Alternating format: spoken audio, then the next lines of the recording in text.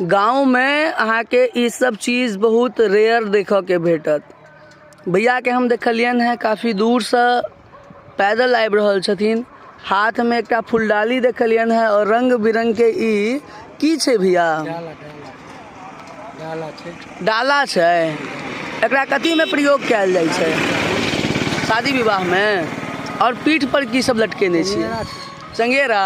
अच्छा, कतऽ अहाँ के दुकान अछि? कपिलेश्वर स्थान। एहि के समीप जे भी गाम के लोग छी अहाँ आबि कऽ हिनका से ई सब कीन सकै छी। नाम की भऽ गेल भैया? मनोज। मनोज जी से अहाँ ई सब खरीद सकै छी। अच्छा, एहिमे प्रॉफिट अइ? हाँ, जेना कि बाँस के बनबै छियै तऽ मिला जुला के भइए जाइ है, मेहनत भऽ जाइ छै। चलो बहुत बढ़िया। हम लोग सबसे इएह चीज कहऽ चाहबनि, देखियो स्वरोजगार कऽ रहल छथिन ई और एहि के बढ़ावा भेटबाक चाही और स्टैंड